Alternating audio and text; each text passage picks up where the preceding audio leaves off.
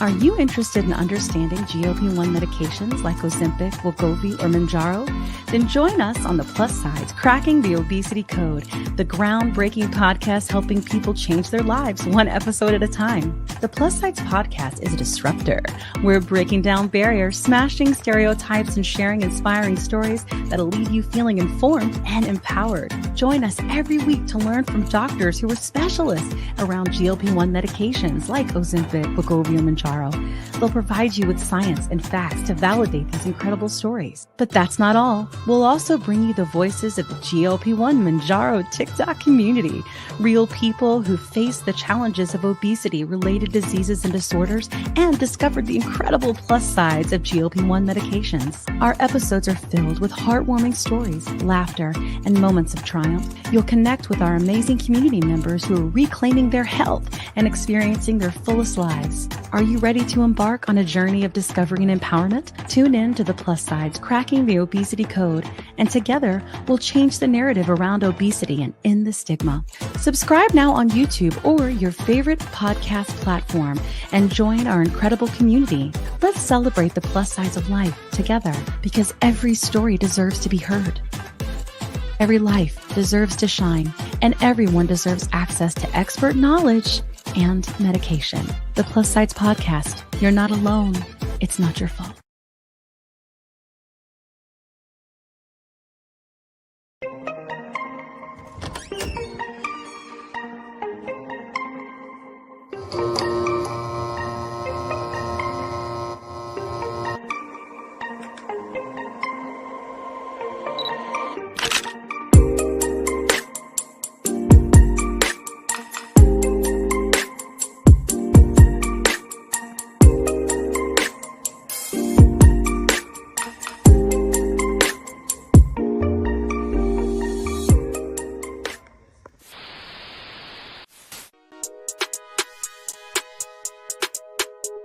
Alive on the moon, Jaro, it's on the pen alive, with your host David Knapp.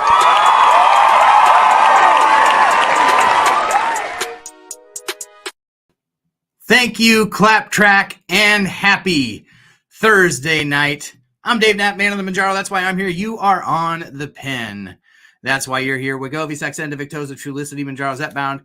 That pen, that's why you're here. And we're all here to share community, to enjoy our Thursday night meetup, basically, which is what this has become, just a community meetup every Thursday night, rain or shine.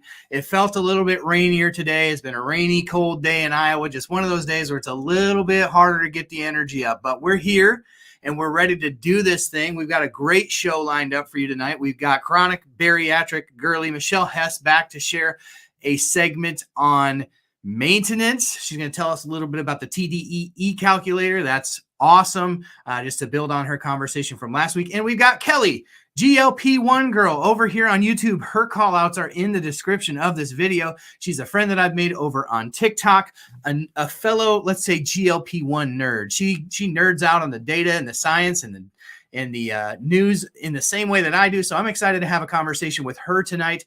Super, super happy to have all of you here. Of course, Marty, Mimi, Donna, Natalie, Abby, I see you there maybe with a new screen name. Allie, Lilchi, Anna, Donna, welcome. Thank you, members. For those who can't tell, the little emojis, people with the little emojis next to their name are members of this channel, and the members of this channel are the ones that make this happen. For $2.99 a month, there's different tiers, but for $2.99 a month, you can also become a member of this channel. It just helps to give back to the work that I do here, because it is a tremendous amount of work. Some might say it's a part-time job. I would say it's a full-time job. It's a second full-time job to take care of this information and bring the information to you in real time. As close as I can get to real time is how quickly you'll have it. So make sure that at a minimum, you hit that like, hit that bell, and hit that sub below to stay in contact with all the news that I drop here on YouTube. And if you're into it, you can follow me over on the other socials, especially, I don't know if I'm still there. I don't know if you can see me. My internet's dropping out. But you can follow me on Instagram, Facebook. You can follow me virtually anywhere that you find your social media.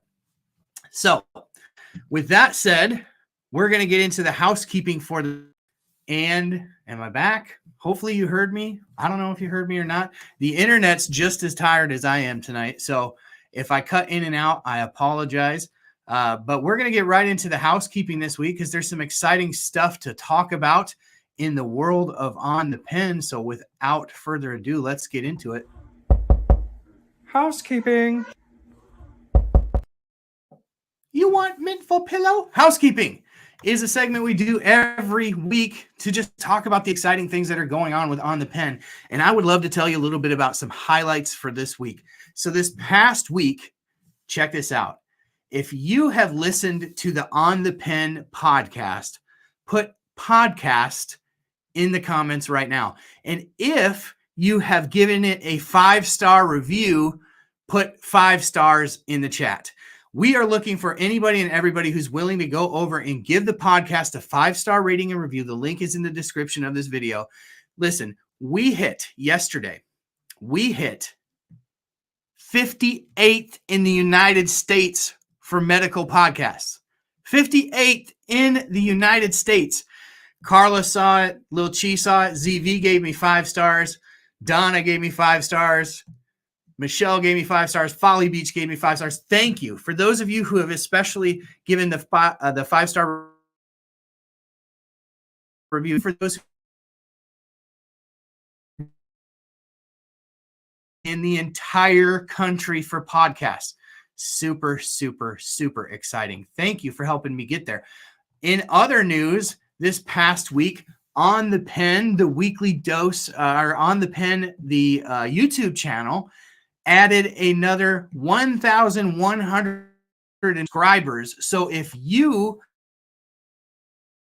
make sure that you hit that subscribe button on YouTube, because listen, YouTube is my home base. This is where the community, my community that we've built together lives.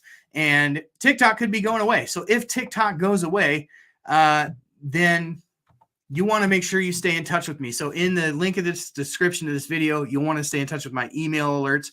Sorry for the freezing in and out, guys. I don't know. I might have to reset at some point, but hopefully the internet figures itself out here. But yes, amazing growth on both on YouTube and amazing growth on the podcast. And it is thanks to all of you. So thank you so much for helping me out. I see all the 5 stars in the comments and the podcast. Thank you. So I really appreciate everything you've done to help this thing grow. And we're continuing to get attention in the press for the Release the Vials campaign. It's just an exciting time to sort of be at the forefront of everything that's going on. Hey, another plug for my Facebook group. If you haven't joined Zepbound for weight loss, this picture is a little bit old. We're nearing 15,000 members over there. So if you would like to join, that's another way to stay in touch. I just like to diversify among these platforms because you never know when one of them is going to get shut down. So we want to stay in touch with each other. The best thing you can do is sign up for email alerts at onthepen.com. We're going to keep the show rolling because we got a lot to get to tonight. So we're going to talk a little bit about what's fresh.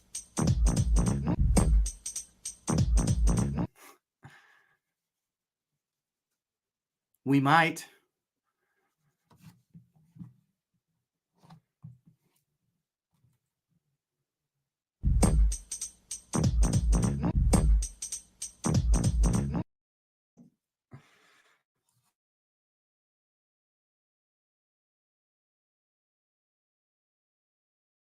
I don't know. Hopefully you can all hear me. I'm going to check a couple things out here.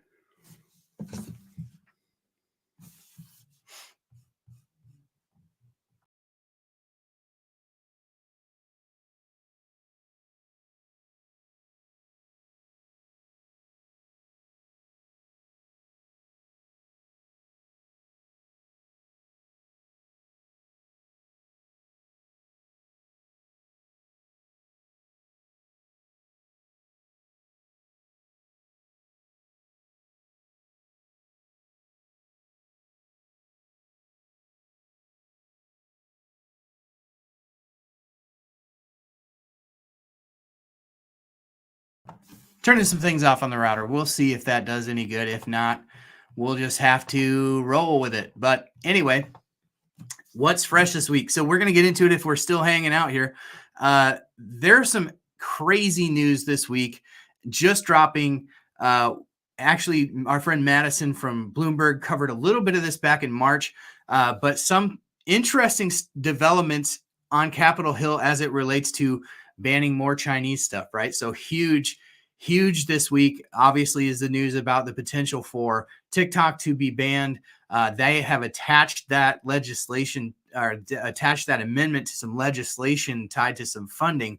And so it looks even more like that could actually happen, which I think is a surprise to a lot of people. But there are also manufacturers overseas in China that have actually provided the active pharmaceutical ingredients to many drug companies in the United States. One such company is called Wuxi, W-U-X-I, and Wuxi is a huge manufacturer of tirzepatide. So what does this mean? Well, first of all, I think that Eli Lilly has probably been aware of this for some time and probably been making moves to mitigate the impact of this for some time. But I think the real concern here is if this were to go through and they didn't have a backup in place by the end of the year, and if at the same time the deal between Catalent and Novo Nordisk goes through, we've talked about many times on the podcast and on the show how much of the supply for Mounjaro and Zepbound rely on Catalent.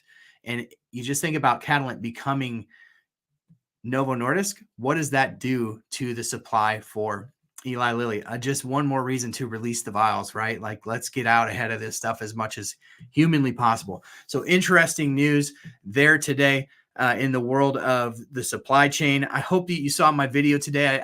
I've heard a lot of, just sort of, negative commentary lately about the Release the Vials campaign. I think I addressed just about everything I could address in the video today. So I hope you got a chance to check that out.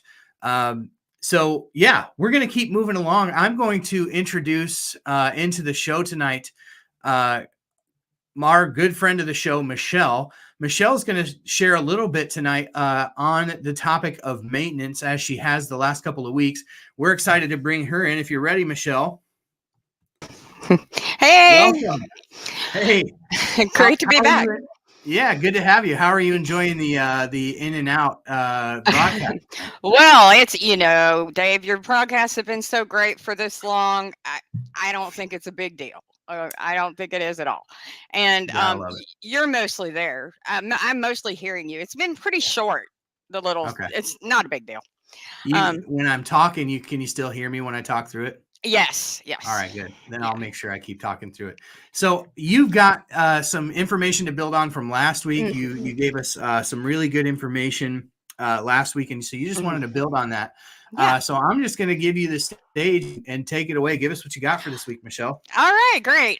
So yeah, last week, if you were here, I was talking about maintenance and figuring out your maintenance calories, and I said I would come back and talk about figuring out your TDEE. As I mentioned last week, it's of course best to figure out through biofeedback what your actual maintenance is, but you got to have a starting place. And what I like to do is use 3 or 4 calculators and average that. So for instance, I would use the TDEE calculator.net.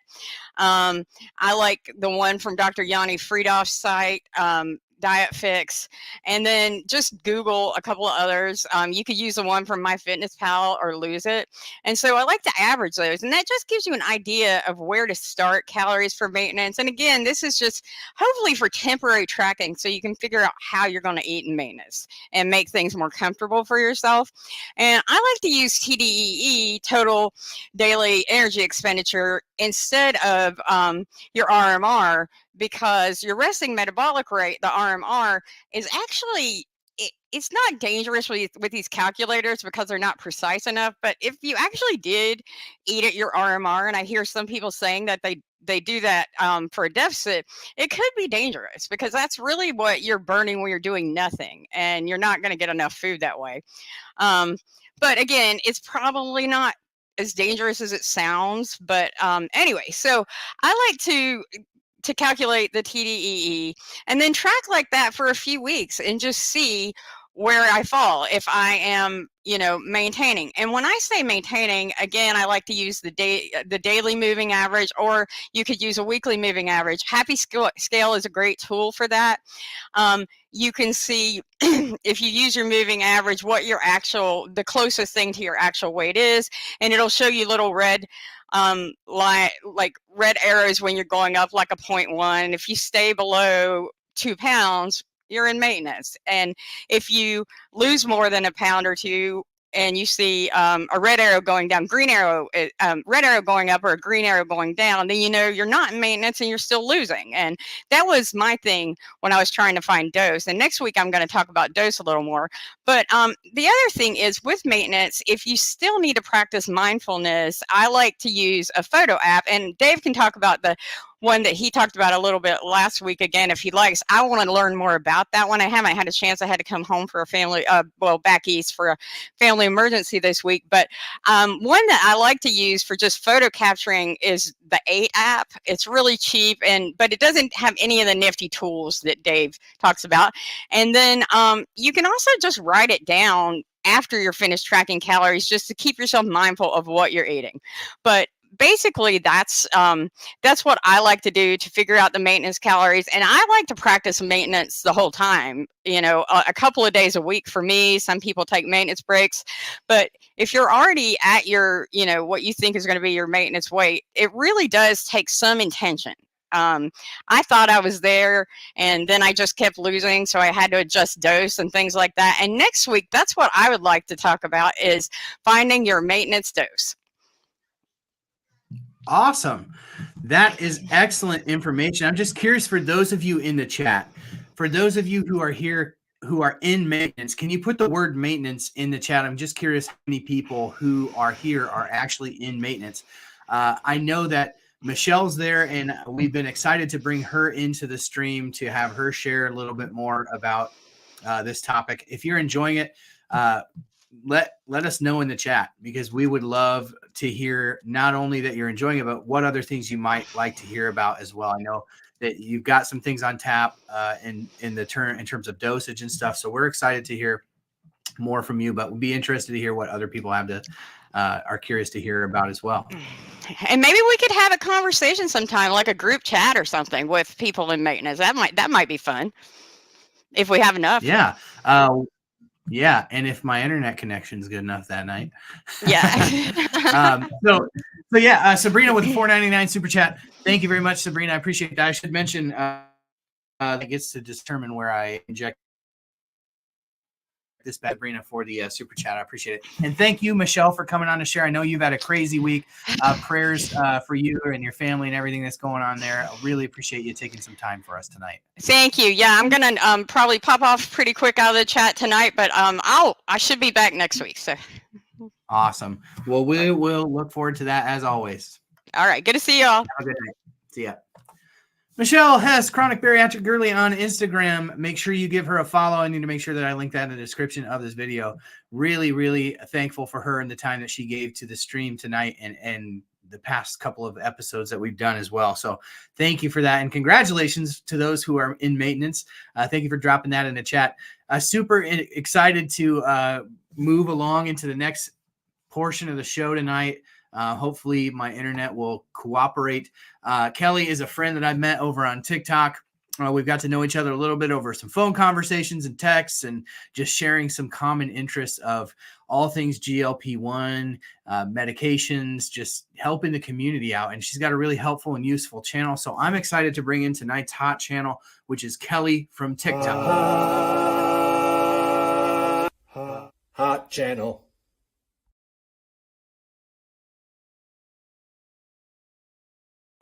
Welcome, Kelly. Thanks for coming. Hey, how's it going? It's going good. How are you? I'm good. A little tired myself. Yeah. So it's a lot later there. I feel like I have to apologize for how late I do this show, but it is what it is with 4 kids. You gotta do, family comes first, but it is hard for my East Coast friends. It seems like many of them are East Coast. So thanks for staying up late with us tonight. Absolutely. It is a jam-packed week for news, and I was excited to bring you on. You know, it's funny, just to mention this off the top. We were chatting a little bit before the show, and Kelly's like, well, I've got Starlink, so it does that weird thing where it bops in and out. And I said, well, you're not the first person to come on the show who's had that. It's no big deal. And then my internet just decides it's not going to work tonight.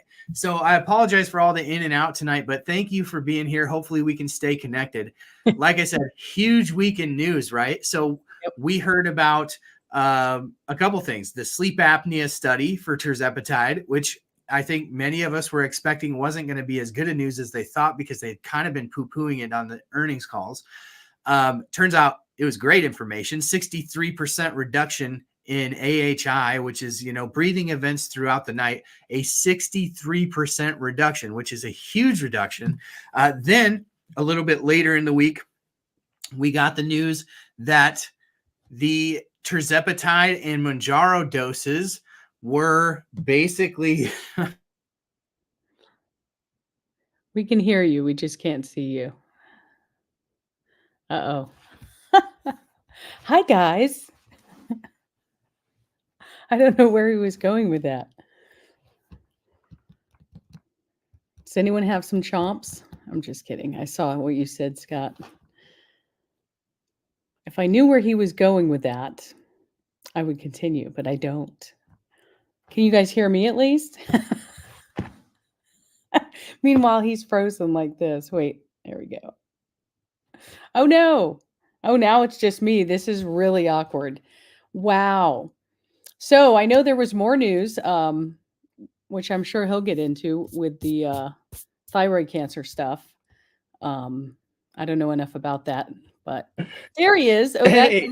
you look way different. I do look way different. I'm all distorted and everything. Yeah, we can hold it up like this. Are you on your phone? I'm on my iPad, Oh, but you're I'm that's so connected, funny. right?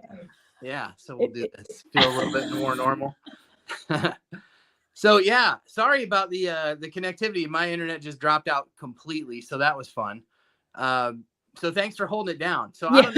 I don't know how much you heard. I was just kind of going over the news from the week with the sleep apnea study and then the shortages, right? So what grabbed you this week out of the news? What were you like, holy crap? I threw out the thyroid thing. Not that that was holy crap, but just I threw that out while you were gone. The Thanks study for holding it down. on the thyroid cancer. Yeah, so that's an interesting one because I'm sure that you have the same experience as I do. When you jump on a live, you can't really get away from the fact that people are like, you're taking that stuff, it causes thyroid cancer. So I think more than anything it was like validation, like see people, this is rat thyroid cancer, not people thyroid cancer. But definitely good to have the validation. Yeah. So what do you think about these shortages? I mean, we heard that tirzepatide through June, unless you're on the starter dose. Do you think that'll hold through? Do you think they're going to release the vials? What do you think is going to happen? Oh, God, I hope so. I mean, I don't know. We're seeing information about them everywhere.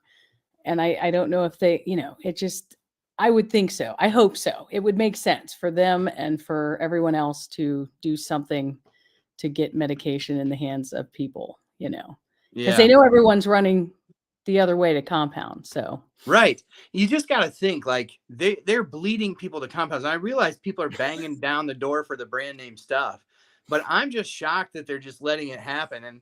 And I think like things with the FDA take a long time to do, right? So to get the indication for the single dose vials, they had to have been planning this thing for months, right? Yeah. I mean, because all of that submission for that stuff would have had to happen almost like simultaneously with the launch of Zepbound, right? Yes. So now, go ahead.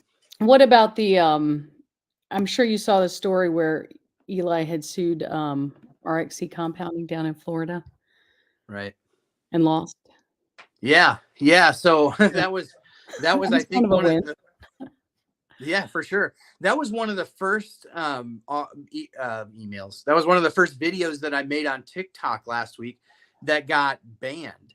So I've been really struggling. I don't know if you have also, but I've been really struggling with my content being able to post over there. And then when it does, it goes into this, indefinite queue of like punishment where it doesn't release it. The first one that I did that got flagged was that article. And, that's huge. The fact that they lost that lawsuit, that one was kind of going right after compounds in a way that the other lawsuits hadn't. The other lawsuits kind of went right after the, like the trademark names, like the Wegovy and Ozempic and Mounjaro. This one was going right after the compound, trying to like circumvent kind of federal law and use state law to ban them, and they lost. That's a huge blow. Yeah. Not one they were super excited to have people like us covering, I'm sure. So everyone thinks I'm looking at the comments, but I'm actually looking at you. It's weird how, anyway. Well, and this is probably intriguing to people because they're probably getting like Blair Witch sick. But I'm looking at Dave, but it looks like I'm looking over there. So that's all good. And I don't know where I'm looking because my camera's right here and it should be up here. And yeah, it's just one of those nights that's not going to be perfect. But thankfully they can still hear us, right? Yes. So yeah, that was huge news. And people are always asking me, so we talk about release the vials a lot, on my channel. And I know you've talked about it too. Yes. People are always like, well, what will that do to my compounds? If they release the vials, then compounds go away. No, they don't. Because the compounds are close. So one of the things that I feel like people have gotten wrong as I've talked about this is like the compound or the vials aren't going to solve the shortage problem. They will put a dent in the shortage problem. They will not solve the shortage problem. It'll make a nice dent. The compounds, even if like they would hypothetically resolve the shortages, compound pharmacies can still, when we say compounds, we use that as a blanket statement for really what we mean is generic. But if the generic versions, the approved generics for the shortage went away, they could still compound it by mixing it with something else. That's a true compound. And so that would never go away.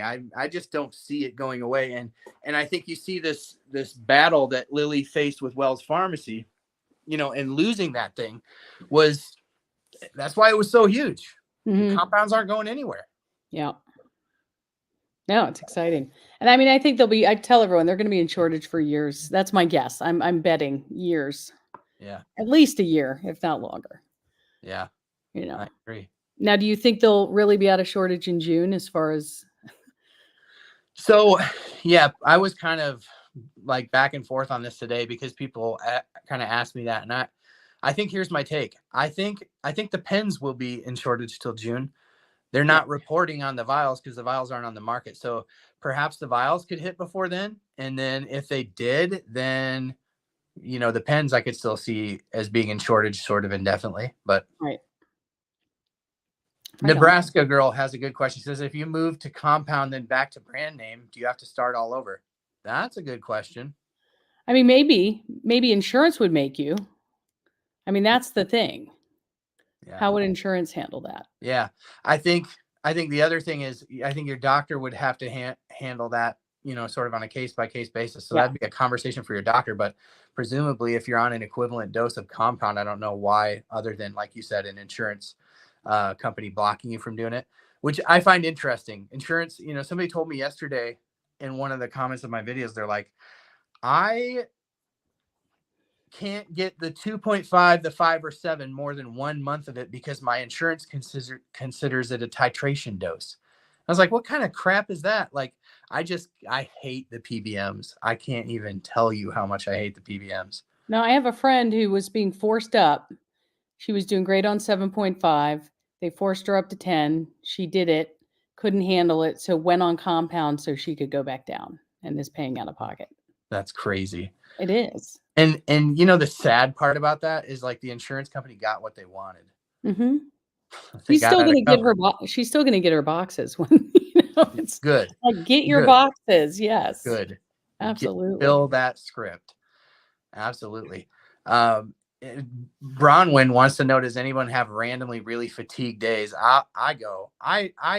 That's a very common thing for tirzepatide. I mean, the one thing I do is I do take peptide vite, which does help because before peptide vite, I had major fatigue, but I always try to make sure that I take some peptide vite before. my shot, and then throughout the week, it tends to help. But yes, fatigue. I'll try that. And Bronwyn's a very, very good friend of mine. So she's awesome. Yeah. One of the first videos that I did on TikTok was, I like to do just kind of some funny videos, and I coined the term terzepatired. I was like, that's got to be a thing. There's tired, and then there's terzepatired. Yeah, I get tired. I do B12 helps me a little bit. I do B12 shots, but yeah, I still get at least one tired day. Yeah, man, I feel terrible that this is such a janky. It's very like disco, it is. Yeah, well, it's definitely like behind the scenes, because usually you get like a tighter shot and you don't see that this is not a put together room, but yeah, behind the scenes. And I gotta imagine there's at least a room with 225 people watching. Somebody's puking from all this. Take your Zofran. Hopefully you got some Zofran on hand. Yeah, I do. Doctor for the Manjaro, and that helps out. But yeah, that's too funny. All right. So what else? Was in the news this week? We got the sleep apnea study, the shortages. Let's see. Do you keep up on any of the retatrutide stuff? I'm pulling up my little tabs here. I mean, I'm just excited on the results, but this was all last year, like that came out in.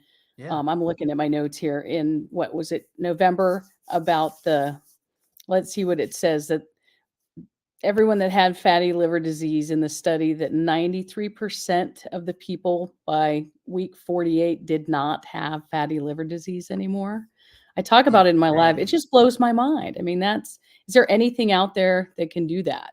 No. I mean, if you just look at prior to tirzepatide and retatrutide trials, they didn't even really know that fibrosis could be reversed.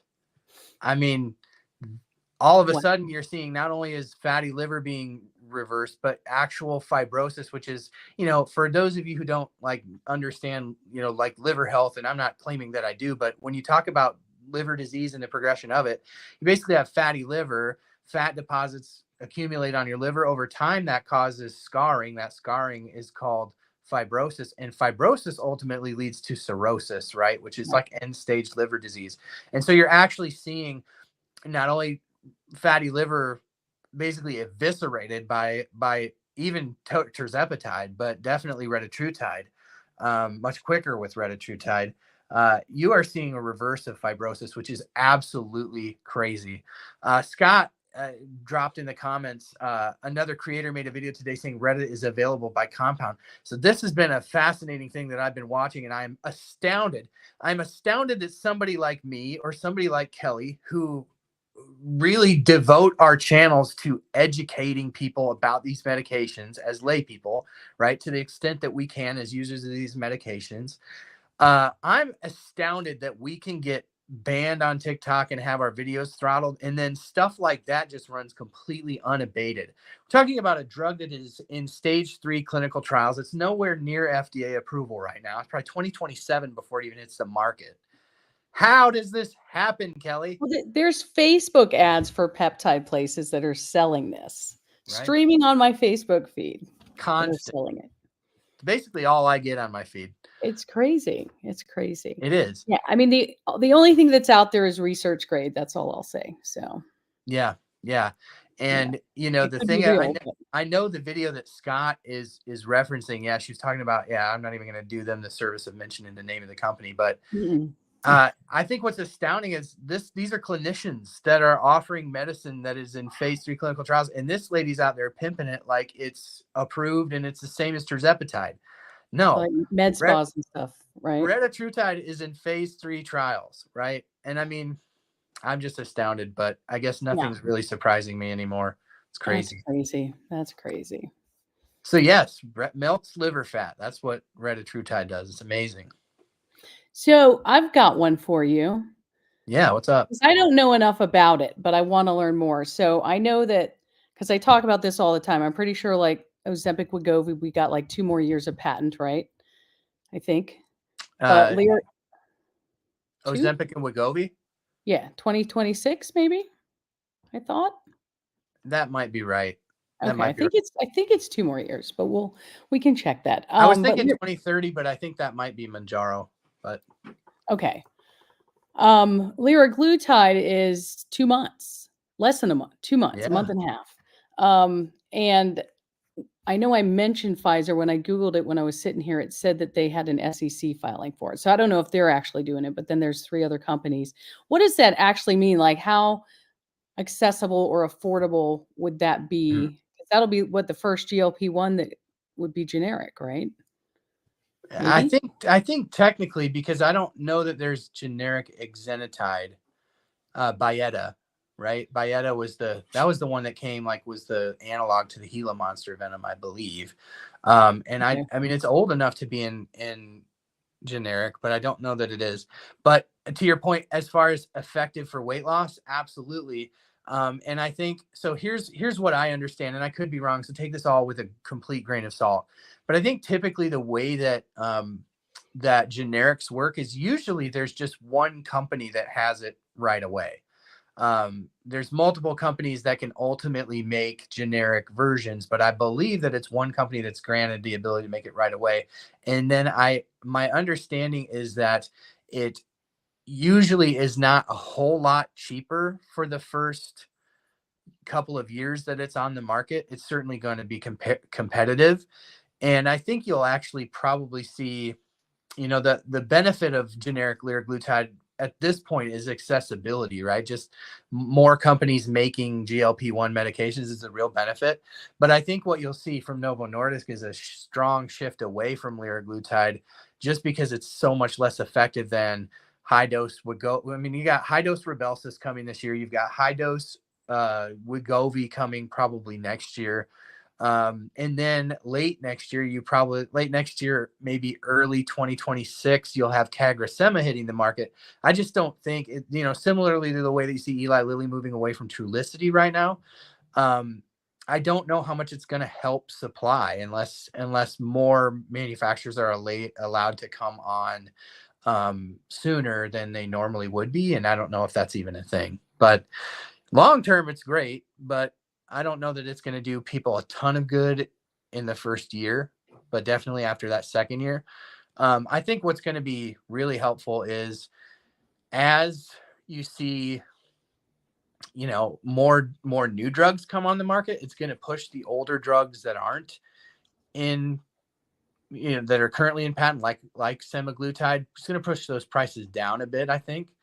And the manufacturing capacity expansion that you see Novo Nordisk doing with, they announced like a $6 billion expansion, and you've got Eli Lilly, of course, building left and right. I think that's going to be increase the supply, and the new drugs coming on the market, I think, are going to be super helpful. But I wish that it was better news, but I'm just not sure how much the liraglutide thing is going to help people or not in the first year. Gotcha. So what can I ask another question? Yeah, for sure. What what's it called? Carasegma? Am I saying that right? CagriSema. CagriSeg. How does that differ from tirzepatide? I know it's not a GLP-GIP, right? It's a GLP-1. What's it begin with, like an A? Amylin. Amylin. CagriSema. Yeah. Yeah. Yeah. So CagriSema is interesting because it's two medicines in one. Where basically with tirzepatide you have one molecule acting on multiple receptors, right? So you have this one molecule and it's acting on GLP-1 and GIP, where CagriSema is a combination of caglarinotide, which is its own medicine, and semaglutide, which is its own medicine. Semaglutide, obviously, we know about that being a GLP-1. CagriSema is an amylin agonist. It's similar to an incretin hormone in that it kind of does some of the same things. But I think what it is it's a little bit better at regulating appetite in your brain. So where Oh, wow. tirzepatide sort of edges that out because the GIP tends to make such a big difference. I think CagriSema is sort of their answer. But I mean, the weight loss with CagriSema is up towards, near those retatrutide numbers. So I think not only does it kind of go toe-to-toe with tirzepatide, but you could see it potentially go toe-to-toe with retatrutide. So that's one I'm really excited about. Nice. And, as those come on the market, it's super, super exciting for people like me. I know that you have responded very well to these medications. I get the kitty in the background. I always say like kids and animals are cheating on social media. So you're doing good by letting the kitty into the shot. The slower responders like myself, I think we're the ones that get really, really excited about things like CagriSema and retatrutide. And I think that's what makes it so gross that there's companies out there preying on people right now with the retatrutide, acting like it's, something that's gone through the appropriate testing. It hasn't, but they know that there are people like me out there because half of my brain goes, that's detestable. And the other goes, well, I wonder how much they're charging, So No, I get it. that's Yes. the honest part of me. Yep. But yeah, what are your thoughts? Tell me what you think about the trial medications. Would it be, which one are you kind of geeking out about? Well, I didn't know as much about CagriSema, but now I want to learn more. I was thinking it was kind of on the level of tirzepatide, but it sounds like it might not be, or it might be a little better. So, but retatrutide is very exciting to me. It's kind of one of those. By the time it comes out, obviously I won't need it, but it's still, I don't even know if it would be, a maintenance type of medication. But yeah, that one has me excited. And just every, Viking Therapeutics, just the fact. Oh, and then let me open my tab. I have a tab open here. There's another news article that came out today about a company. See if I can find it real quick. Maybe not. Somebody mentioned one to me today too that I'd never heard of. It was not a pharmaceutical company I'd ever heard of. Yeah, 290 million. Here it is. Metsera. Metsera, that's the one. Yeah. They raised 290 million in funding to start working on GLP-1 medication. So that's all I know, but I'm, be interesting to see what happens. Yeah. There. So. Hey, one thing that I just thought about that I'm not sure that you have heard or not, but when we talk about the medications that are coming down the pike that are exciting and will expand accessibility and drive down the cost of the older medications, one of the things that Eli Lilly said on a recent earnings call that I thought was super interesting is they're like, yeah, we're so confident in orforglipron, we're already building the factories to make it. And orforglipron, so that's, for those who don't know, is a small molecule pill. So it would be the first non-peptide GLP-1, but easy to manufacture in bulk. The weight loss is probably similar to maybe like a Wegovy, an Ozempic or a Wegovy, but in a pill form. So when you think about expanding accessibility, just across the world, I think people underestimate how big pill versions of these. That's why I think I get scared. Like the Viking Therapeutics one, that's what makes that one cool to me, because they have it in a pill form too. And you think about like the cold storage. One of the things, tell me what you think about this. I have a theory, right? So you and I are both doing lives all the time, and inevitably somebody comes in and they're like, I got a placebo shot this month. The shot that I'm taking this month, it hasn't done anything. I swear there was nothing in it. So this is my theory. Peptides are extremely volatile, right? So you hear about, like, especially the people that are like reconstituting their own, they're like, you have to do it very carefully because the peptides, they basically can break up and they're, ineffective at that point. So what happens when one of these pens is like going through the supply chain and it's getting rattled all around, or it goes, you're getting it mail order and it your freezer pack gets warm and the medicine gets warm and then you put it back in the fridge. Like, do you think there could be something to, because for a while I just thought these people are just crazy. It's got the medicine in it. It's not placebo. But do you think that the efficacy could be messed up because we don't know what happens to these in transit to us? Maybe. It's possible, because that happens with compound too. Someone will get a vial from the same pharmacy that 100 of us are using and say it's like water, and everyone else is like, it's great. Yeah. I don't know. I don't know, but it's an interesting theory. I wish there'd be a way to, prove that. Yeah. I just think that would be a fascinating thing to do a deeper dive on, because I have thought at first when people would say that, I'm like, you're just crazy, or there's people, not crazy in a mean way, just like it's all in your head type of deal. But I think that there's also the difference in biology, right? And injection sites and all of those things that actually make a pretty big difference in how you metabolize the medicine. So I just chalked it all up to that. But I really do wonder how much can be affected by just the transit of the medication, because you just don't know. I mean, you see the way that these UPS drivers sometimes throw these packages around, and sometimes stuff just isn't packaged that great in mail order stuff. And I'm just curious about that. I think there might be something to that. So the pill forms, theoretically, especially small molecule, would be more stable too. So maybe you get a more consistent response to it. Now, would those be daily? Yes. I've read it because I did not like Ribelsa, but I'm one of those people that anything that goes through my gut, I just cannot. Not a fan. I'd take an injection any day, but that's just me. I mean, Yeah, I don't know. Like, if I'm being honest, I would like a daily and a weekly. right. There's something about, like, because for me, the Manjaro works for like 48 hours, and that's how long I feel it in my system. And after that, I feel nothing. And I just mean feel nothing, literally. Like, I feel no appetite suppression, but I know it's still doing something because it's still helping my sugars out. But I think that all that kind of to say, I think it's sort of underrated what the pill versions of these could ultimately do for people. Yeah. Well, I know people that do well on Ribelsis. It didn't sit well with me, but I know people that do well on it. Yeah. And it's a bit of a gremlin, right? Like, you've got to take it on an empty stomach, and you can't eat with a certain amount of time. And I think it was Sue the Dude, or not Sue the Dude. One of my guys here on my YouTube channel, Cloakster, I think. Either Cloakster or Clark Kent, one of those guys. They're like, basically the way that Ribelsis works is it like bores a hole in your stomach lining, and that's how it gets absorbed into your system. Yeah. Like, doesn't sound ideal to me. Did you say Cloakster? Yes. He just sent a message, so I thought that was kind of funny timing. Throw you in a bathtub of GLP-1. So. That's right. That's right. Sue might experiment. Yeah. That sounds like a great Chat GPT prompt for a picture. I know what I'll be doing later. A tub of Manjaro pens, or a Tupperware, that's the Tupperware. code. Yeah.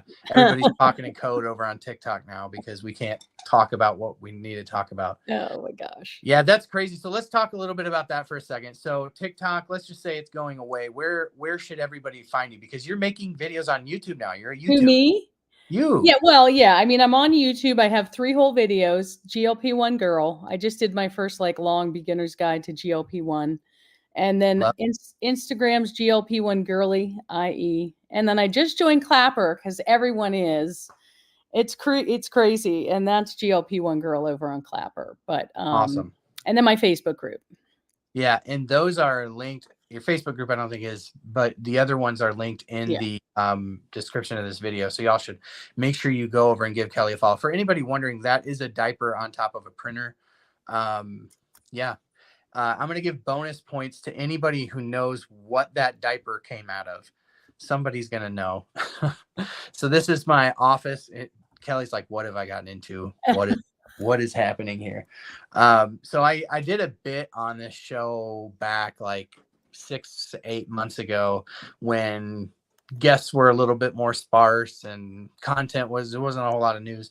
And so I created a little segment that sort of was a play off of the Carson. Yeah, Lil Chi got it. The Johnny Carson Karnak sketch.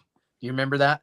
He'd wear the hat and he'd hold the envelope up to his head. Yes. So I made a hat. Like, I went to the dollar store and got one of those shower caps, and then it just laid flat on my head. So I was looking for a way to poof it up. So I stuffed it full of diapers, and so they're over there on top of my printer. And this used to be my kids' room, so they've got their Bible verses taped to the wall. And this is just behind the scenes that nobody asked for. There's Snoop Dogg pinned to the wall up there, looking over me while I broadcast my live streams. Okay, so back to the show. ADD squirrel. TikTok. We were talking about the TikTok. I think. Yeah. It's crazy. So it might be going away. So you pulled the trigger and went to Clapper? Well, no. I mean, I'm staying on TikTok as long as I can.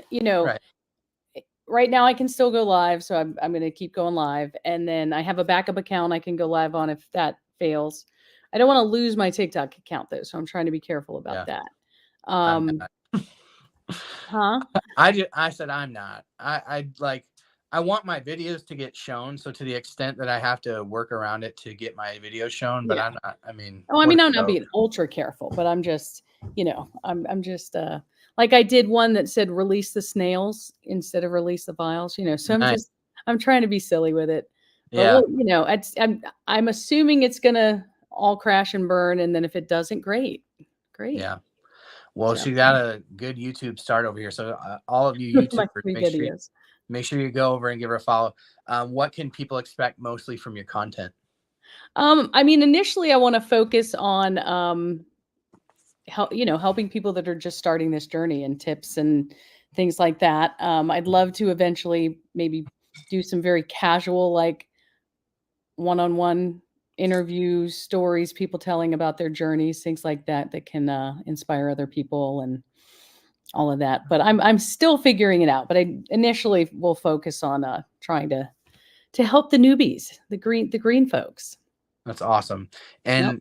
and I mean, that's all that's available right now is the starter doses of these medications. Yeah, So right. There you there go. should be a good amount of them. Everybody else will be Hunger Gamesing it up over the 3 boxes of tirzepatide in their state, the upper doses. So, yeah, awesome. Well, thanks for joining. Sorry, this was a bit disjointed with Oh, it's fine. everything. I mean, I guess we just roll with it. But make sure you give Kelly a follow. She's got great information, especially if you're just getting started. Her lives are top notch. You got that live stream stuff. Rapid fire. Yeah. Right. Yeah, like an auctioneer. I know. I missed my column.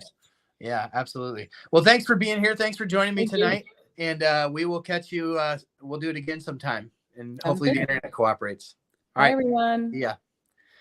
Y'all make sure that you go over and give Kelly a follow over on YouTube. All of her stuff is linked in the description of this video. Now, can a guy inject Mounjaro while holding his iPad is the question. So we had a $4.99 super chat. I don't think I missed any. If Sabrina's still here, you can tell me where I'm putting this bad girl. But thanks for hanging out with me tonight. I appreciate it. This was definitely one of the more disjointed lives that we've had, but we have fun anyway. Super fun talking to Kelly. I love talking to people who are like equally as geeked out about this stuff as I am. And Kelly's definitely that. Her content's really good. The first couple videos that I saw pop up on my news or whatever you call it over on TikTok For You or whatever of Kelly's, I was like, man, she's good. I love this stuff. And then I saw her in a couple lives, and so she's got it down. So make sure you give her stuff a follow. In your thigh. Yeah. Okay. Did I see that Sabrina's not here? Did she give me any directions before she left? Yeah. Thanks to Kelly. If you enjoyed Kelly being on the show tonight, put thank you in the chat. Appreciate you. We're going to do right thigh tonight. Click it and stick it. I'm sure Sabrina would approve. Oh, yeah. Roll that beautiful bean footage. All right, here's to some weight loss this week. Thank you all for being here. Thank you for being the best part of what I do at On the Pen. Thank you for bearing with me even through technical difficulties, snafus, etc. Thank you to Kelly for being here tonight. Thank you to Michelle for being here tonight. Always a good time.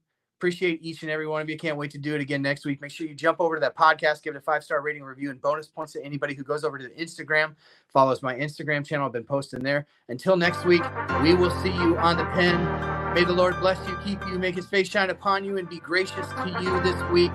Take care, everyone. Have a great night.